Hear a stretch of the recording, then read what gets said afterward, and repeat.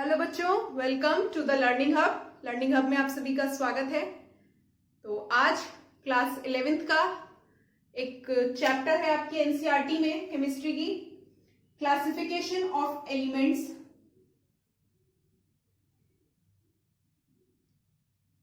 Classification of elements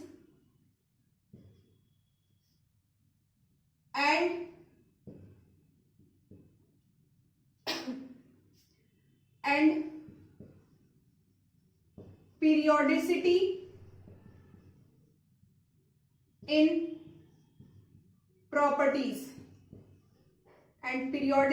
in properties ये है आपका चैप्टर का नाम या यूनिट का नाम। अब पहले इस इतने बड़े नेम को ही समझिए। पहला इसमें क्लासिफिकेशन ऑफ एलिमेंट्स है। पहले हम पढ़ेंगे कि जितने भी नोन एलिमेंट्स थे, टाइम के साथ साथ जितने भी एलिमेंट्स की डिस्कवरी होती गई, नंबर बढ़ता गया। अब एक साथ इतने सारे एलिमेंट्स की स्टडी किसी भी इंडिविजुअल साइंटिस्ट के लिए पॉसिबल नहीं थी। शुरुआत में लगभग हमारे पास 36 एलिमेंट्स आए थे, फिर वो बढ़कर 63 हुए, फिर वो बढ़कर 108 हुए और आज लगभग 118 एलिमेंट्स हमारे पास नोन है। तो प्रैक्टिकली इतने सारे एलिमेंट्स की, चाहे वो 36 एलिमेंट्स क्यों ना हो, शुरुआत में 36 एलिमेंट्स अपने आप में एक बहुत बड़ा नंबर है। हर एक एलिमेंट के बारे में डीप स्टडी 36 एलिमेंट्स की पॉसिबल नहीं थी। तो साइंटिस्ट ने एक एक एलिमेंट को स्टडी करके और उससे सिमिलर एलिमेंट्स जो थे उनको ग्रुपिंग कर दी, उनको क्लासिफाई कर दिया गया। शुरुआत में 36 एलिमेंट्स थे, उनका क्लासिफिकेशन हुआ, फिर और डिस्कवरीज हुई, 63 एलिमेंट्स आए हमारे पास, उनका क्लासिफिकेशन किया गया, फिर और डिस्कवरी हुई और आज हमारे पास लगभग पीरियोडिक टेबल में 118 एलिमेंट्स हैं। जो पीरियोडिक टेबल आज हम पढ़ते हैं उस पीरियोडिक टेबल को बोला जाता है मॉडर्न पीरियोडिक टेबल, आधुनिक आवर्त सारणी। पर ये जो आधुनिक आवर्त सारणी हम पढ़ते हैं, क्या वो पहले दिन से ही ऐसी थी? नहीं। टाइम के साथ साथ नए नए एलिमेंट्स की खोज हुई और खोज के साथ साथ नई नई चीजें भी डिस्कवर हुई। उन एलिमेंट्स के बारे में बहुत सारी जानकारी इकट्ठा होने लगी। तो उन सबको साइंटिस्ट ने स्टडी किया और उनकी ग्रुपिंग की। तो इन ग्रुपिंग में जो सबसे पहले साइंटिस्ट आए थे और उन्होंने जो सबसे पहला क्लासिफिकेशन दिया था वो था, सबसे पहला classification of elements, law of triads, या जिसको हम बोलते हैं हिंदी में तिर्यक सिद्धांत।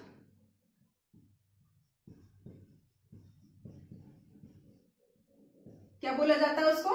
तिर्यक सिद्धांत। ठीक। इस तिर्यक सिद्धांत की खोज किसने की थी?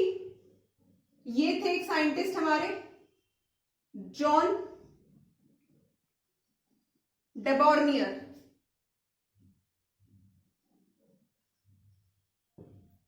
ये सबसे पहले साइंटिस्ट थे जिन्होंने एलिमेंट को क्लासिफाई करना शुरू किया। दूसरी इसकी जो क्लासिफिकेशन था वो था law of Octave. Law of Octave,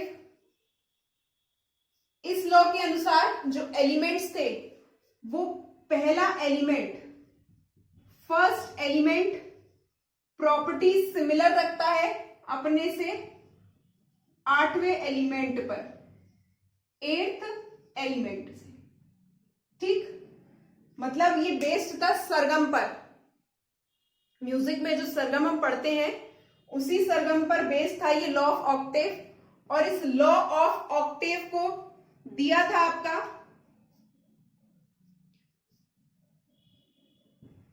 John Alexander ने। किसने दिया था? जॉन अलेक्जेंडर ने। इसके बाद तीसरा जो क्लासिफिकेशन आया एलिमेंट्स का वो थी मेंडलीव की पीरियोडिक टेबल। मेंडलीव की पीरियोडिक टेबल।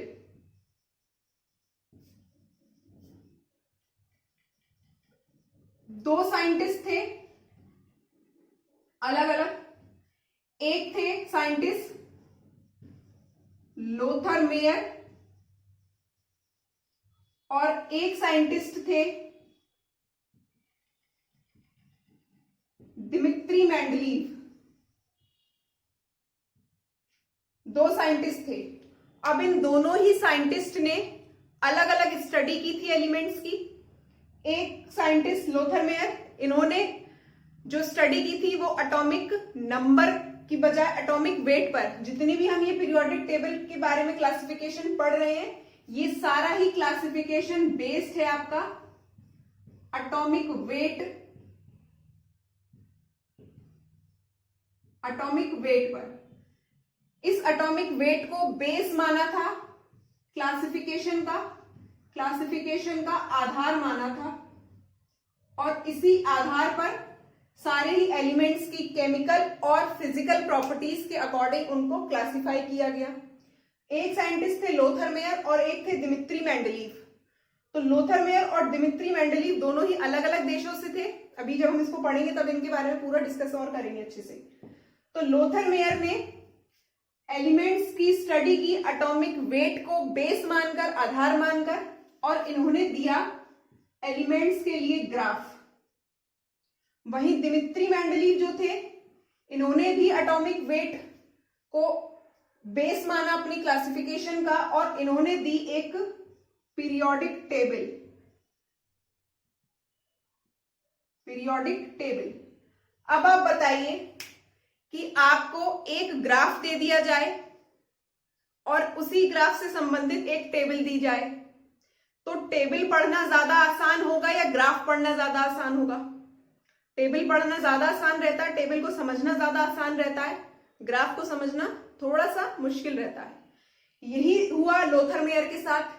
इन्होंने चूंकि ग्राफ पर क्लासिफिकेशन किया था, ग्राफ से क्लासिफिकेशन को समझाया था, इसीलिए इनका जो क्लासिफिकेशन था वो इतना फेमस नहीं हुआ। जबकि दिमित्री मेंडलीव ने जो क्लासिफिकेशन दिया था वो टेबल बनाकर दिया, एलिमेंट्स को टेबल में नोट किया और समझाया कि ऐसे ऐसे इनकी प्रॉपर्टी सिमिलर है और ऐसे ऐसे डिसिमिलर है। तो इसीलिए दिमित्री मेंडलीव की जो पीरियोडिक टेबल थी वो फेमस हुई, पर उसमें कुछ कमियां थी, कुछ उसकी डीमेरिट्स थी, जिसकी वजह से वो आगे जाके फेल हो गई। लास्ट में जो आज हम पीरियोडिक टेबल पढ़ते हैं वो कहलाती हमारी मॉडर्न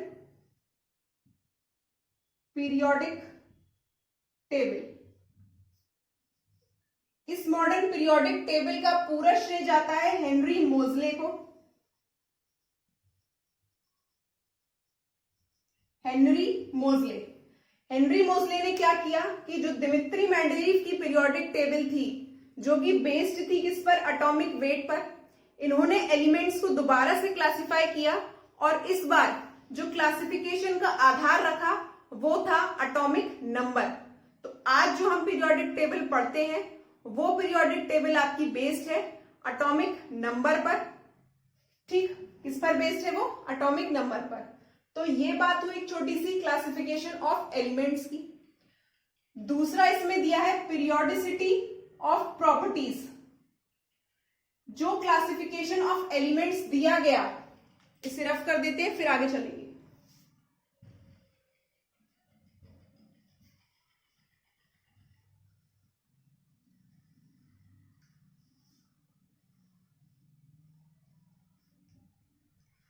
अब जो क्लासिफिकेशन एलिमेंट्स का दिया गया, उन क्लासिफिकेशन में हमें क्या समझाया गया है, क्यों सारे एलिमेंट्स को एक टेबल में फिक्स कर दिया, एक टेबल में सजा दिया। अब आपको स्टडी करनी है। क्या स्टडी करना है उसमें? उन एलिमेंट्स के बारे में, उनकी प्रॉपर्टीज में पीरियोडिसिटी, मतलब उनकी जो केमिकल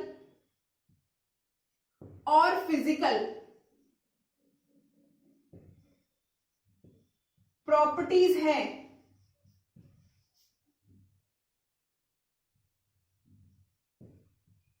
ये फिजिकल और केमिकल प्रॉपर्टीज में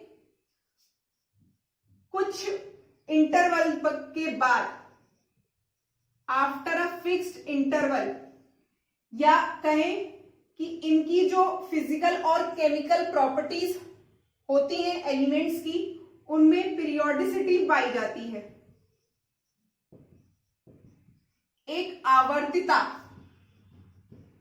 आवर्ती गुण पाया जाता है। क्या मतलब है इस आवर्ती गुण से? देखिए, एक रफ स्केच बनाते हैं पहले हम अपनी पीरियोडिक टेबल का। कुछ इस तरह की दिखती है हमारी पीरियोडिक टेबल। ये एस ब्लॉक, ये पी ब्लॉक, ये डी, और नीचे आता है एफ ब्लॉक, जिसमें हम लैंथेनाइड्स और एक्टेनाइड्स को पढ़ते हैं। अब ये जो पीरियोडिक टेबल है, इसमें हम लेफ्ट टू राइट जाते हैं और अप से डाउन जाते हैं। तो लेफ्ट टू राइट जाने पर या अप टू डाउन आने पर इन एलिमेंट्स की जो केमिकल और फिजिकल प्रॉपर्टीज हैं, इनमें सिमिलैरिटीज देखी जाती हैं। मतलब यहां पर पीरियोडिक टेबल में ऊपर कहीं हाइड्रोजन है, फिर यहां हीलियम है, हाइड्रोजन हीलियम, उसके बाद यहां आएगा लिथियम। तो लिथियम की कुछ प्रॉपर्टीज में जो सिमिलैरिटीज रहेंगी, वो लेफ्ट टू राइट जाने पर वेरिएशन दिखाएंगी या सिमिलैरिटीज दिखाएंगी, या अप टू डाउन जाने पर उनकी प्रॉपर्टीज में कुछ सिमिलैरिटीज या कुछ डिससिमिलैरिटीज, दोनों ही चीजें हमें देखने को मिलती हैं, और यही कहलाता है पीरियोडिसिटी, आवर्ती गुण। क्लियर हुआ इतना? अब ये समझ लिया हमने कि चैप्टर में हमें क्या पढ़ना है, क्लासिफिकेशन ऑफ एलिमेंट्स को पढ़ना है।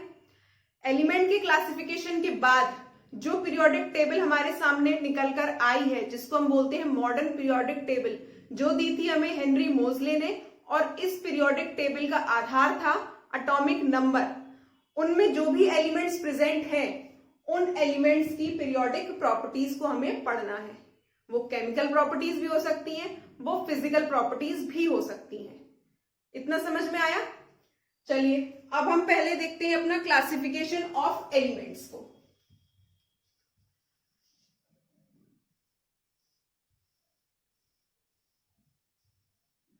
Classification of elements.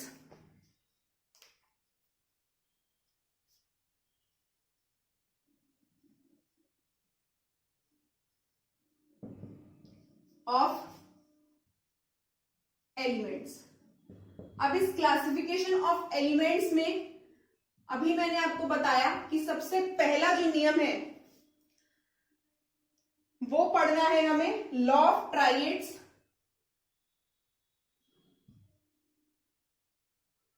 और लॉ ऑफ ट्राइएड्स हमसे क्या कहता है, मैं यहां आपको डेफिनेशन डिस्कस नहीं करूंगी, सीधे हम एग्जांपल पर आएंगे कि लॉ ऑफ ट्राइएड्स हमसे क्या कहता है। तो लॉ ऑफ ट्राइएड्स के अकॉर्डिंग जो एलिमेंट्स है, लॉ ऑफ ट्राइएड्स के अकॉर्डिंग उन एलिमेंट्स को तीन तीन के ग्रुप में डिवाइड किया गया था। कैसे? Lithium, sodium, potassium. लिथियम का एटॉमिक वेट 7, एटॉमिक वेट की बात होगी यहां पर 7। सोडियम का 23 और पोटेशियम का आएगा 39। इसी तरह एक और देखते हैं, कैल्शियम, स्ट्रोंशियम और बेरियम। कैल्शियम का एटॉमिक वेट 40, स्ट्रोंशियम का 88 और बेरियम का 137।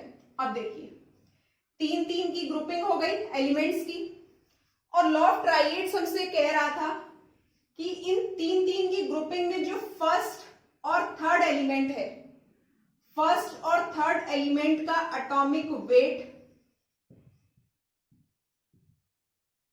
का sum of atomic weight of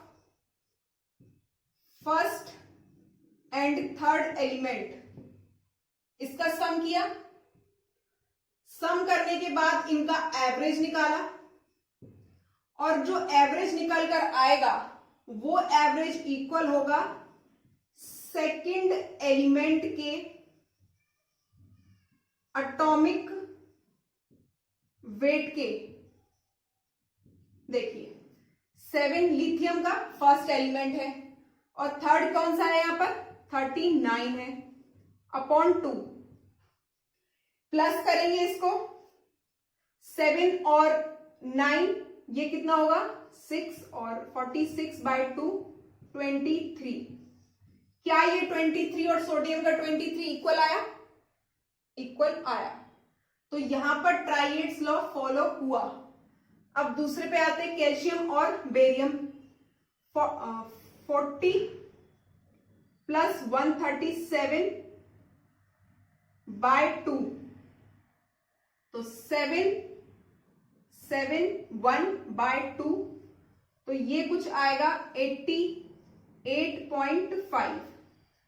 यहां आया ये एवरेज 88.5, और यहां स्ट्रोंशियम का एटॉमिक वेट है 88, लगभग सेम आया।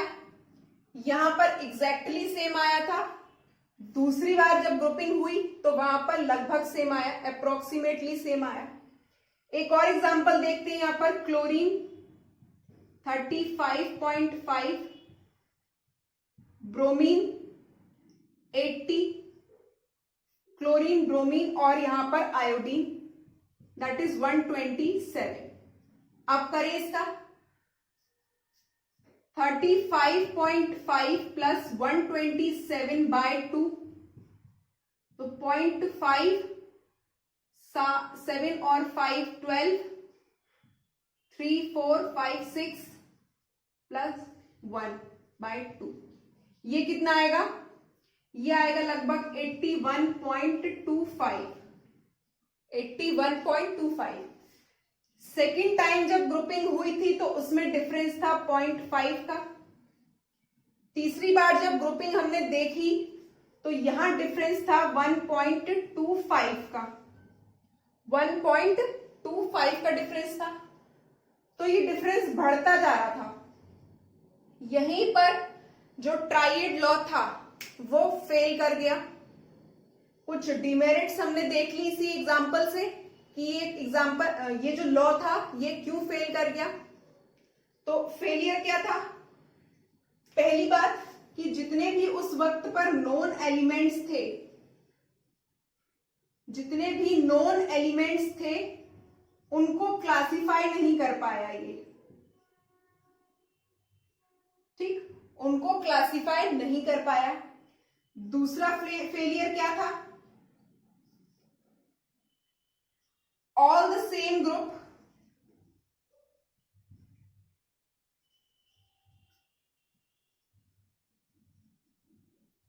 सभी सेम ग्रुप के लिए लॉज वर नॉट ओबेड। हर ग्रुप के लिए ये लॉ फुलफिल नहीं हो रहा था। यहां फुलफिल हुआ एग्जैक्टली, यहां कुछ डिफरेंस आया, और जैसे जैसे और ग्रुपिंग करते गए वो जो डिफरेंस था एवरेज और सेकंड एलिमेंट के एटॉमिक वेट के बीच में, वो डिफरेंस बढ़ता जा रहा था। यही ये लॉ फेल कर गया। जबकि इस लॉ के अनुसार हमें पता चलना चाहिए था कि जो फर्स्ट और थर्ड एलिमेंट के सम का एवरेज है वो सेकंड एलिमेंट के एटॉमिक वेट के इक्वल आना चाहिए। क्लियर हुआ? तो ये था लॉ ऑफ ट्राइएड्स।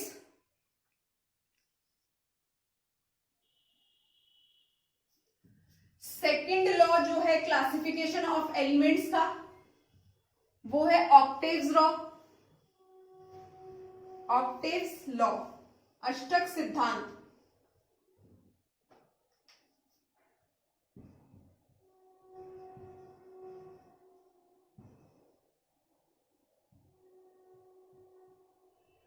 अब ऑक्टेव्स लॉ हमसे क्या कहता है?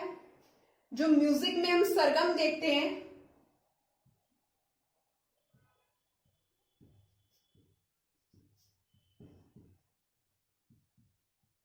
नी, नी के बाद फिर से सा रिपीट होगा।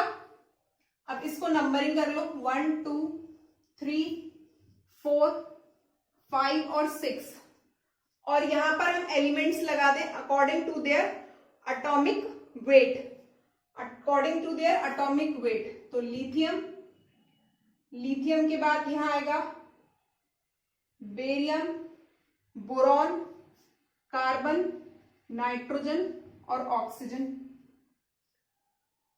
सा रे गा मा पा धा नी, फिर 7 होने चाहिए, 1 2 3 4 5 6, यहां रहेगा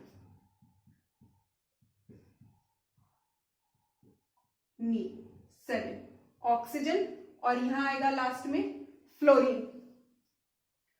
दूसरा सोडियम, मैग्नीशियम, एल्यूमिनियम, सिलिकॉन, इसमें फास्फोरस, सल्फर और क्लोरीन। यहां पोटेशियम, कैल्शियम, और ऐसे ही ये आगे बढ़ता जाएगा। अब जो ऑक्टेव का लॉ था वो हमसे क्या कह रहा था,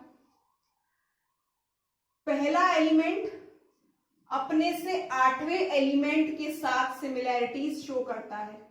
मतलब ये तो सजाया हुआ था पूरा, ये क्लासिफिकेशन था ऑक्टेव के रूल के अनुसार, ऑक्टेव लॉ के according.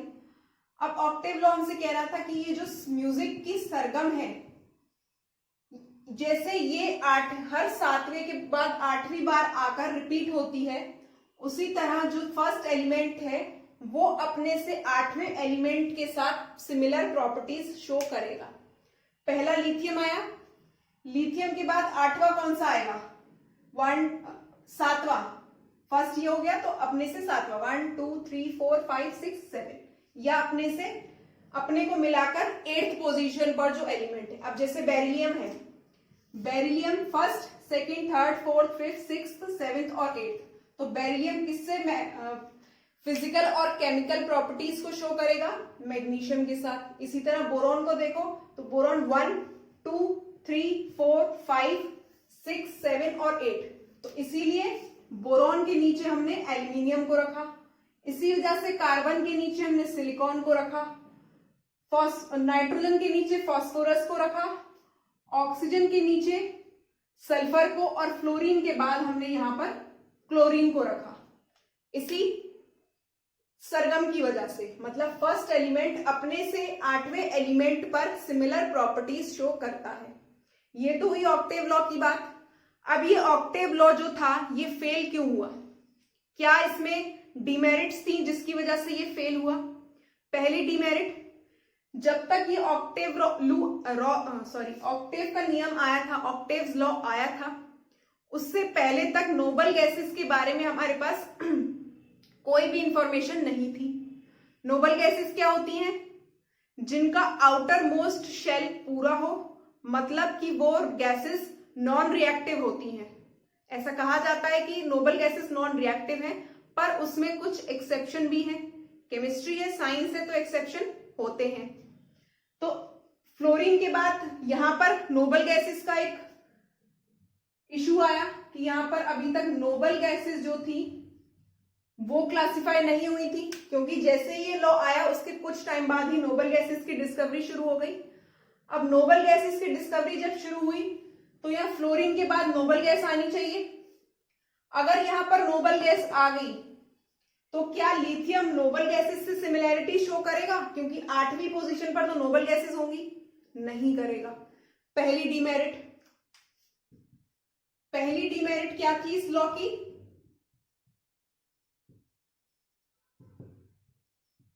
Discovery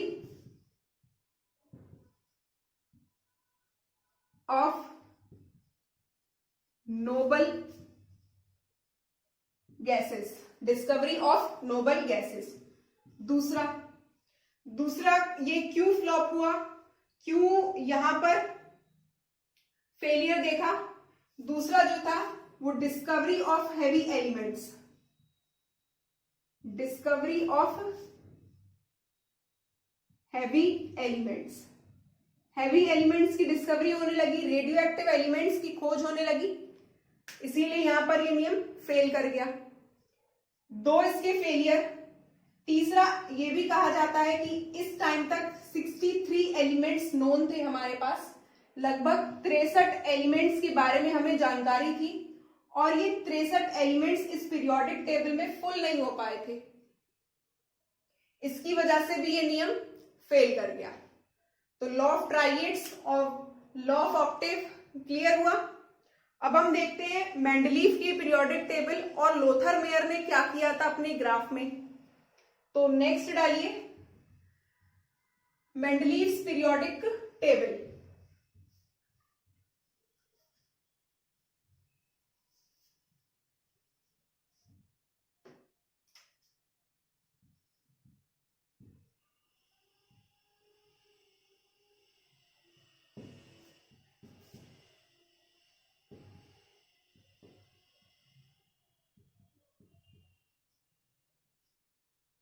Mendeleev's periodic table. तो मेंडलीव की पीरियोडिक टेबल से पहले हमें दो साइंटिस्ट के बारे में, उनकी डिस्कवरी के बारे में पढ़ना है। पहले साइंटिस्ट थे लोथर मेयर। इन्होंने पीरियोडिक टेबल नहीं दी थी, इन्होंने ग्राफ दिया था एलिमेंट्स के लिए, और इनकी जो क्लासिफिकेशन था ये क्लासिफिकेशन बेस्ड था based on atomic weight of elements पर। ठीक, तो इन्होंने ग्राफ कैसा दिया था, ग्राफ बनाते हैं जरा इनका। एटॉमिक वेट, और यहां लिया था एटॉमिक वॉल्यूम।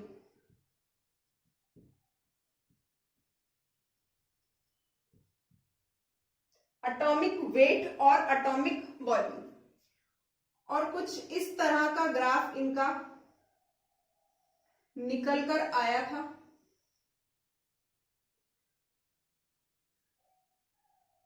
ये जो पीक्स आप देख रहे हैं, इन पीक्स को तीन कैटेगरी में डिवाइड किया। एक लेफ्ट साइड, एक इन पीक्स का टॉप, और एक इनका राइट साइड। जो ग्राफ के इन कर्व के लेफ्ट साइड में आए, लेफ्ट साइड में क्या क्या आएंगे, जैसे फ्लोरीन आया, क्लोरीन आया यहां, और ब्रोमीन आया। तो इन्होंने कहा कि जो एलिमेंट्स लेफ्ट साइड पर हैं वो एलिमेंट्स सिमिलर प्रॉपर्टीज शो करते हैं। उसके बाद इन्होंने पीक को क्लासिफाई किया, जैसे सोडियम, पोटेशियम और रूबियम। अब ये जो पीक पर एलिमेंट्स आए हैं, इन एलिमेंट्स को कहा कि ये भी सिमिलर और फिजिकल और केमिकल प्रॉपर्टीज को शो करते हैं। अब आई इन कर्व के राइट साइड वाली बात। तो राइट साइड पर जो एलिमेंट्स थे उसमें मैग्नीशियम, कैल्शियम और स्ट्रोंशियम इस तरह के एलिमेंट्स आए। अब ये जो एलिमेंट्स आए, लोथर मेयर ने कहा कि जो इस कर्व के राइट हैंड साइड पर हैं वो एलिमेंट्स भी सिमिलर केमिकल और फिजिकल प्रॉपर्टीज को शो करते हैं।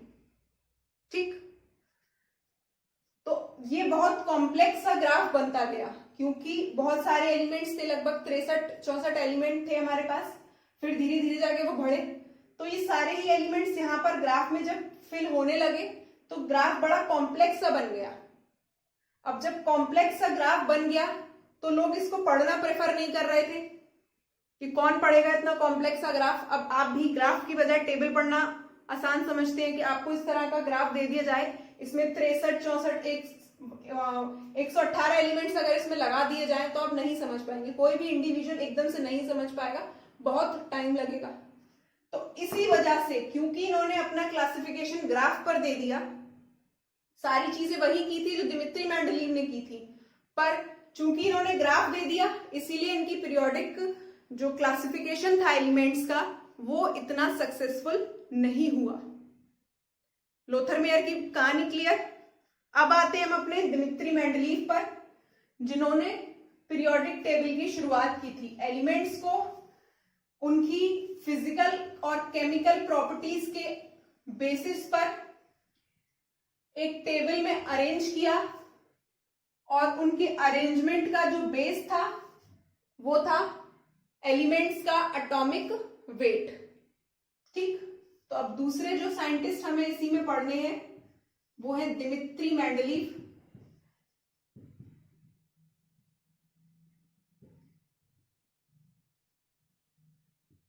अब दिमित्री मेंडलीव की पीरियोडिक टेबल पढ़ने से पहले हमें उनकी पीरियोडिक टेबल बनानी पड़ेगी, तो पहले उनकी पीरियोडिक टेबल बनाते हैं।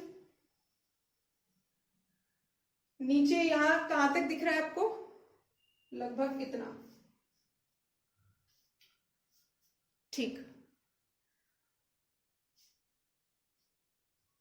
साथ साथ पेन और पेपर, पेन और अपना नोटबुक लेके बैठा करिए।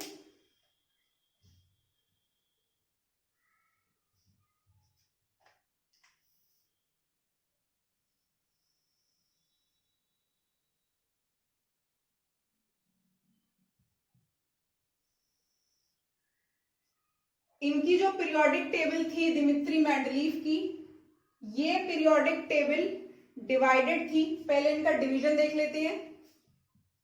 वर्टिकल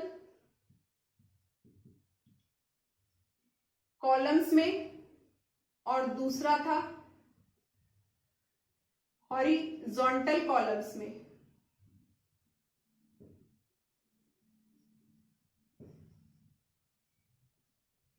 वर्टिकल कॉलम्स और हॉरिजॉन्टल कॉलम्स में इसको डिवाइड किया, पूरी पीरियोडिक टेबल को बनाया। अब ये जो वर्टिकल कॉलम्स थे ये टोटल थे 8, और इन वर्टिकल कॉलम्स को बोला गया ग्रुप। मतलब इसमें 8 ग्रुप बनेंगे, ऐसे 8 वर्टिकल ग्रुप्स बनेंगे। तो पहले 8 वर्टिकल ग्रुप्स बना लेते हैं। 2, 3, 4, 5, 6, 7 और ये 8। तो 8 वर्टिकल कॉलम्स हमारे तैयार हुए। अब 8 वर्टिकल कॉलम के बाद ये जो 8 ग्रुप या 8 वर्टिकल कॉलम है ये अगेन डिवाइड हुए आपके सब ग्रुप्स में। सब ग्रुप्स का नाम रखा ए और बी। क्या नाम रखा इनका, ए और बी। मतलब हर एक ग्रुप अगेन 2 पार्ट्स में डिवाइडेड है, ए में और बी में।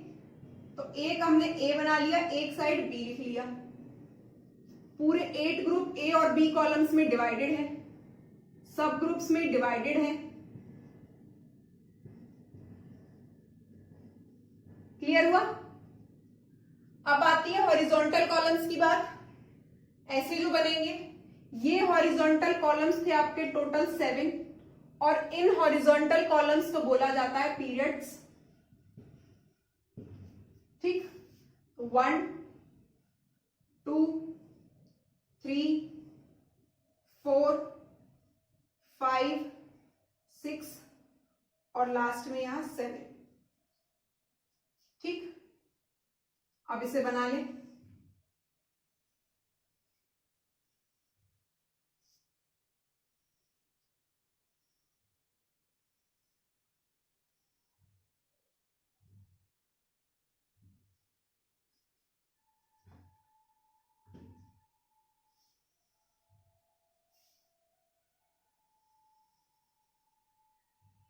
पीरियोडिक टेबल को हमने 8 ग्रुप्स और 7 कॉलम्स में डिवाइड कर लिया। हो गया डिवीजन।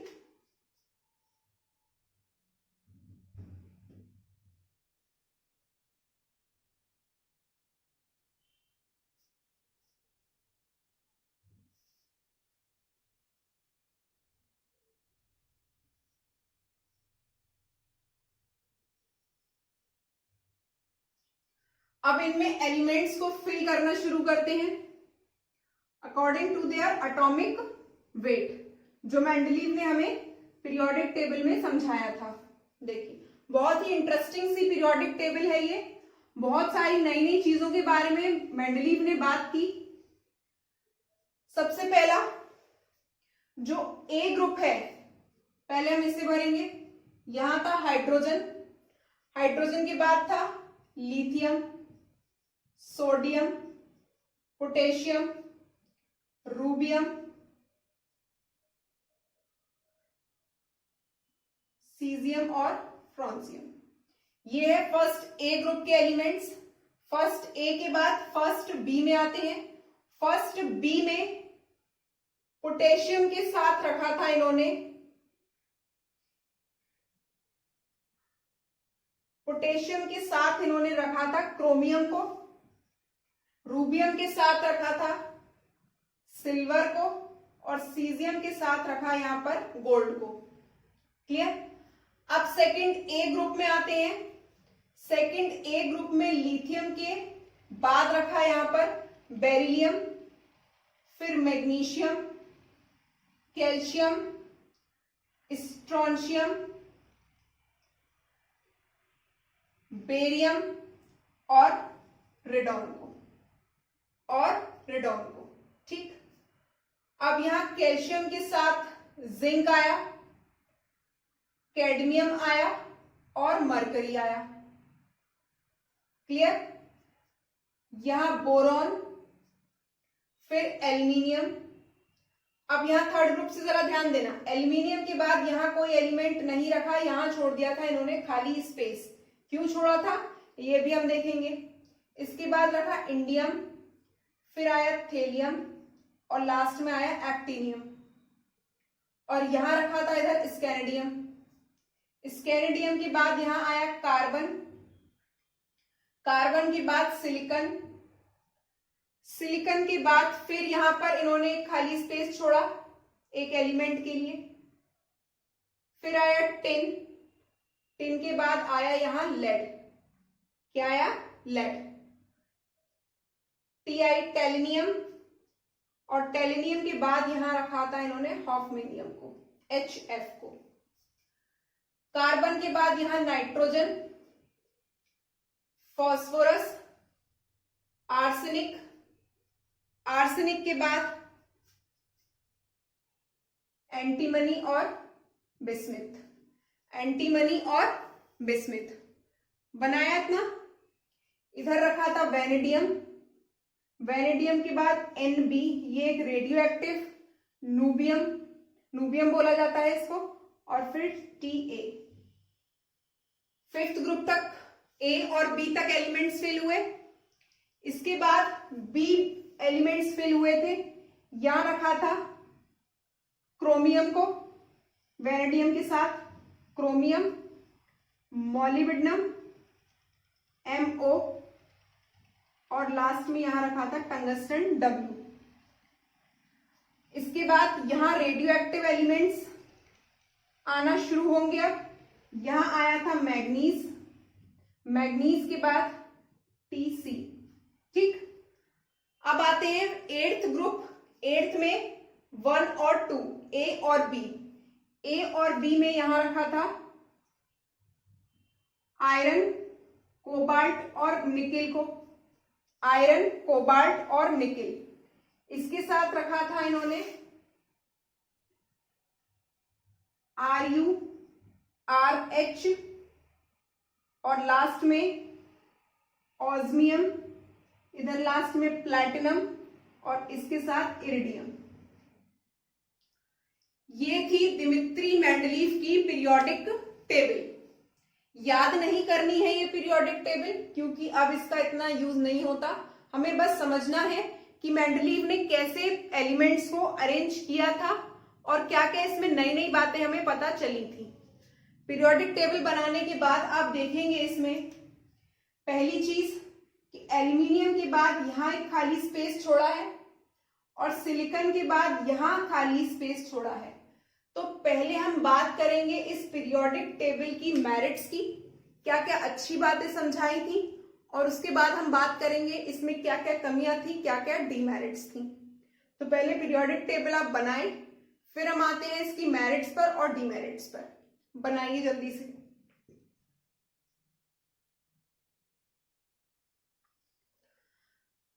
टेबल बना ली। अब इसकी हम बात करेंगे मेरिट्स की। रफ कर देते हैं हम इसे, क्योंकि बोर्ड पर इतनी जगह नहीं है कि आपको साथ में इसी पर मेरिट्स और डीमेरिट्स बता पाए। हो गया? चलिए,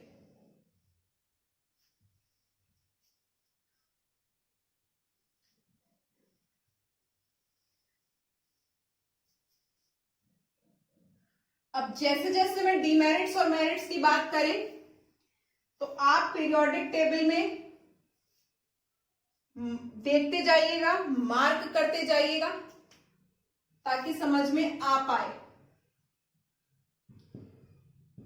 तो मेरिट्स क्या थी इसकी और डीमेरिट्स क्या थी? पहले हम मेरिट्स की बात करते हैं, इसकी अच्छाइयां देखते हैं कि इस पीरियोडिक टेबल से हमें क्या क्या इंफॉर्मेशन मिलती है। प्लेन आ गया। तो पहली इसकी जो मेरिट थी, all 63 elements are arranged in the periodic table. जितने भी पूरे 63 एलिमेंट्स थे वो सारे ही एलिमेंट्स इस पीरियोडिक टेबल में रख दिए गए इन द पीरियोडिक टेबल। दूसरी मेरिट क्या थी इसकी कि इन एलिमेंट्स की जो पीरियोडिक प्रॉपर्टी थी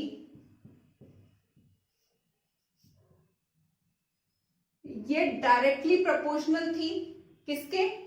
एलिमेंट्स के एटॉमिक वेट। जैसे जैसे एटॉमिक वेट बढ़ेगा वैसे वैसे पीरियोडिक प्रॉपर्टी भी बढ़ती जाएगी। जैसे जैसे एटॉमिक वेट कम होगा पीरियोडिक प्रॉपर्टी भी चेंज होती जाएगी। थर्ड मेरिट क्या थी इसकी कि गैप छोड़ा गया था इसमें, gaps for undiscovered elements. Undiscovered elements के लिए इसमें गैप था। जैसे आपने देखा कि एल्यूमिनियम के बाद एक गैप छोड़ा गया था, एल्यूमिनियम के बाद सिलिकॉन के बाद भी एक गैप छोड़ा गया था। तो जो उस वक्त तक एलिमेंट्स डिस्कवर्ड नहीं हुए थे, मेंडलीव ने उन एलिमेंट्स के बारे में भी बात करी थी। उन्होंने ये समझाया कि एल्यूमिनियम के बाद कुछ फिजिकल और केमिकल प्रॉपर्टीज इसी से सिमिलर रखने वाला भी एलिमेंट होगा जो कि इस पीरियोडिक टेबल में लाई करेगा जस्ट नेक्स्ट टू एल्यूमिनियम। इसी तरह सिलिकॉन के साथ भी ऐसा ही हुआ कि एल्यूमिनियम के बाद का जो एलिमेंट था वो एक अनडिस्कवर्ड एलिमेंट था और इसके बाद जो एलिमेंट रखा गया था दैट इज इंडियम। तो इन्होंने देखा कि एल्यूमिनियम और इंडियम के बीच की जो फिजिकल और केमिकल प्रॉपर्टीज हैं उनमें कुछ एक ब्रिज होना चाहिए, इनके बीच में कोई एक एलिमेंट और होना चाहिए। तो क्योंकि वो उस वक्त तक डिस्कवर्ड नहीं हुआ था इसीलिए उसको ध्यान में रखते हुए मेंडलीव ने उसके लिए भी पीरियोडिक टेबल में जगह छोड़ दी। उन्होंने बोला कि आगे जाके इन फ्यूचर अगर वो एलिमेंट डिस्कवर्ड होगा तो वो जो एलिमेंट होगा वो रखा जाएगा एल्यूमिनियम और इंडियम के बीच में। सेम चीज सिलिकॉन के साथ हुई।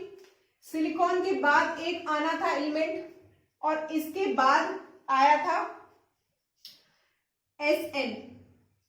तो इन दोनों की जो फिजिकल और केमिकल प्रॉपर्टीज थी उन फिजिकल और केमिकल प्रॉपर्टीज से मेंडलीव ने ये कंक्लूड किया कि इन दोनों के बीच में कोई एक और एलिमेंट होगा। क्योंकि वो उस वक्त डिस्कवर्ड नहीं था इसीलिए उसके लिए अपनी पीरियोडिक टेबल में उन्होंने जगह छोड़ दी थी, गैप रखा था। तो अनडिस्कवर्ड एलिमेंट के बारे में भी मेंडलीव ने अपनी पीरियोडिक टेबल में बात की थी। फोर्थ मेरिट क्या थी इनकी कि जो पीरियोडिक प्रॉपर्टीज थी, periodic properties of undiscovered elements, इन्होंने उन अनडिस्कवर्ड एलिमेंट्स की पीरियोडिक प्रॉपर्टीज के बारे में भी बात कर दी, और एल्यूमिनियम के बाद जो जगह छोड़ी थी उस जगह का नाम रखा था इन्होंने एका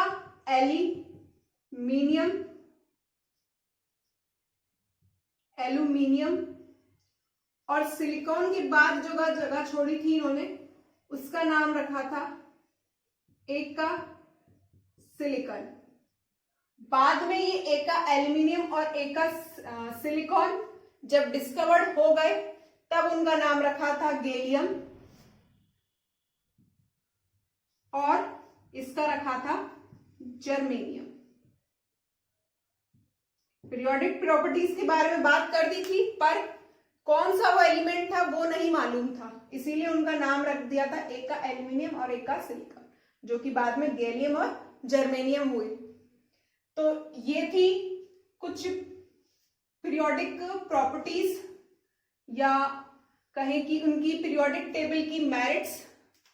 अब देखते हैं इनकी डीमेरिट्स, ये फेल क्यों कर गए।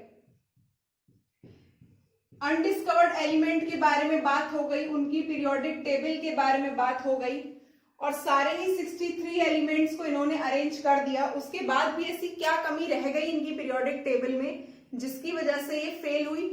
तो सबसे पहला जो आज भी पीरियोडिक टेबल में एक कंट्रोवर्शियल इशू है, एक डिबेट का इशू है, वो है position of hydrogen. Position of hydrogen, hydrogen की पोजीशन आज भी पीरियोडिक टेबल में डिफाइन नहीं की गई है, उसको हम अलग से ऊपर लगा देते हैं। क्यों लगाते हैं ये आप मुझे नीचे कमेंट सेक्शन में बताएंगे। अगर आपको नहीं पता है तो हम आगे के चैप्टर्स में जब पीरियोडिक टेबल पूरी पढ़ेंगे, एलिमेंट्स के बारे में स्टडी करेंगे, तब हम आपको बता देंगे। अगर आपको पता है तो नीचे कमेंट सेक्शन में आप जरूर बताएं। दूसरी डीमेरिट क्या थी? पहला तो पोजीशन ऑफ हाइड्रोजन डिफाइन नहीं थी, दूसरा पोजीशन ऑफ आइसोटोप्स।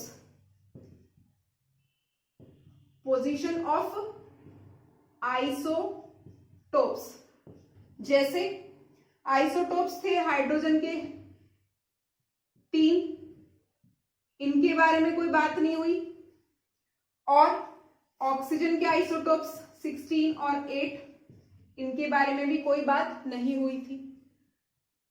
तीसरा डीमेरिट क्या था? ग्रुपिंग कर दी थी इन्होंने ऑफ डिसिमिलर एलिमेंट्स की। कैसे? जैसे इन्होंने सोडियम, पोटेशियम और रूबियम, ये है फर्स्ट ए के एलिमेंट्स, इनको साथ रखा था कॉपर, सिल्वर और गोल्ड के। ये है फर्स्ट बी के एलिमेंट्स। सोडियम, पोटेशियम और रूबियम आपको मालूम है ये कैसे एलिमेंट्स हैं आपके? रिएक्टिव हैं बहुत ज्यादा, और ये मेटल्स हैं पर ये नॉन रिएक्टिव मेटल्स हैं। अब रिएक्टिव मेटल्स को नॉन रिएक्टिव मेटल्स के साथ रख दिया था, नॉन मेटल्स नहीं, नॉन रिएक्टिव होगा ये, नॉन रिएक्टिव के साथ रख दिया। पहली बहुत बड़ी गलती हो गई थी इनसे ये कि ग्रुपिंग ही इन्होंने गलत कर दी। फोर्थ डीमेरिट, चौथी कमी क्या थी इनकी पीरियोडिक टेबल की? इन्होंने बनाया था एनोमैलस पेयर। एनोमैलस पेयरिंग कर दी। कैसे? 8th ग्रुप जो है लास्ट वाला, उसमें कोबाल्ट और निकिल को साथ में रखा, जबकि ये साथ में इस तरह से नहीं होने चाहिए थे। क्यों?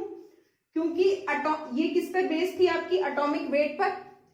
तो क्योंकि एटॉमिक वेट ऑफ कोबाल्ट का जो एटॉमिक वेट है वो बड़ा होता है। किससे बड़ा होगा? एटॉमिक वेट ऑफ निकिल से। Is greater than atomic weight of nickel. तो पहले निकिल को आना चाहिए और फिर कोबाल्ट को, पर इन्होंने किया क्या था, पहले कोबाल्ट रख दिया फिर निकिल रख दिया। यहां ये गड़बड़ हो गया, एनोमैलस पेयरिंग कर दी। ठीक, लास्ट फिफ्थ जो डीमेरिट थी इनकी पीरियोडिक टेबल की, वो था separation of similar elements. Separation of similar elements,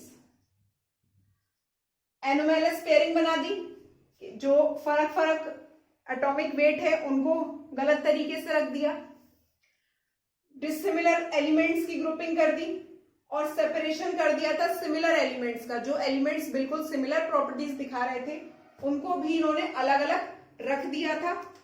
कैसे, इन्होंने प्लैटिनम और गोल्ड, लगभग सिमिलर प्रॉपर्टीज होती हैं इनकी, तो इन प्लैटिनम और गोल्ड को भी इन्होंने अलग अलग ग्रुपिंग कर दी थी, जिसकी वजह से ये बन गया इनकी पीरियोडिक टेबल का एक बहुत बड़ा डीमेरिट। रुकिएगा जरा,